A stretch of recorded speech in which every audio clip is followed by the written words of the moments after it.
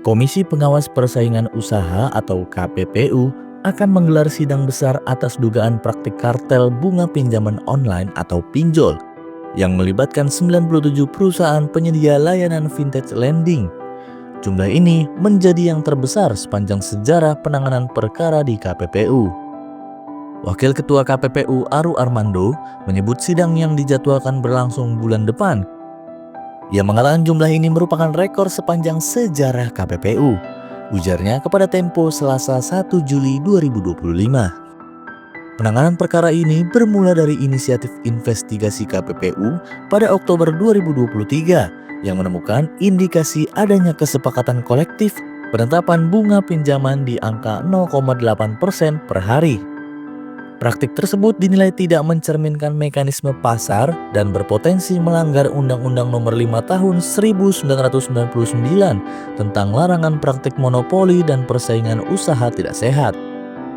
KPPU mengantongi bukti kuat berupa notula rapat dan dokumen kesepakatan yang ditandatangani 97 perusahaan anggota Asosiasi Vintage Pendanaan Bersama Indonesia atau AFPI.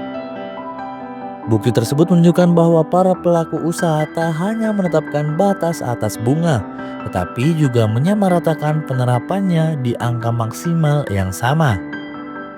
Sidang akan diawali dengan majelis pemeriksaan pendahuluan untuk menguji temuan awal dan membuka ruang pembuktian lebih lanjut. Jika terbukti melanggar, pelaku usaha dapat dikenai sanksi administratif berupa denda hingga 50% dari keuntungan atau 10% dari hasil penjualan selama masa pelanggaran. Ketua AFPI, Enjik Jafar, membantah tuduhan kartel. Ia menyatakan bahwa batas bunga 0,8% per hari adalah hasil koordinasi dengan Otoritas Jasa Keuangan atau OJK sebagai upaya perlindungan konsumen, bukan kesepakatan harga seragam. Menurutnya, angka tersebut hanya berfungsi sebagai batas etis dan tidak semua platform menerapkannya. Hal serupa disampaikan oleh Sekretaris Jenderal AFPI 2019-2023, Sunu Widiatmoko. Ia menegaskan bahwa angka tersebut merupakan hasil negosiasi dengan OJK, mengacu pada standar yang diterapkan oleh regulator keuangan Inggris, Financial Conduct Authority.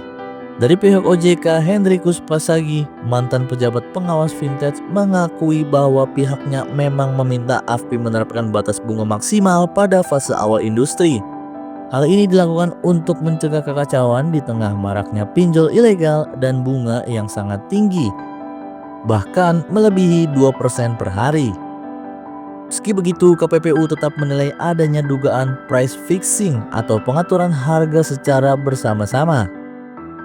Mantan Ketua KPPU Syarkawi Rauf menyebut praktik ini sebagai bentuk public cartel karena terjadi atas dasar kebijakan pemerintah tanpa peraturan hukum yang memadai. Sejumlah lembaga turut menyuarakan keprihatinan. Ombudsman RI menilai OJK seharusnya sejak awal mengatur bunga pinjol dengan pendekatan regulasi ketat. Yayasan Lembaga Konsumen Indonesia atau YLKI mendesak KPPU menuntaskan kasus ini demi perlindungan konsumen. Sedangkan Direktur Nexpoli Yusuf Wibisono menilai pelimpahan peraturan kepada asosiasi industri adalah kesalahan strategis yang bisa berakibat fatal. Saat ini, KPPU masih mendalami struktur pasar dan pola keterkaitan antar pelaku industri pinjol. Sidang yang akan digelar tersebut menjadi ujian besar bagi masa depan regulasi ekonomi digital di Indonesia.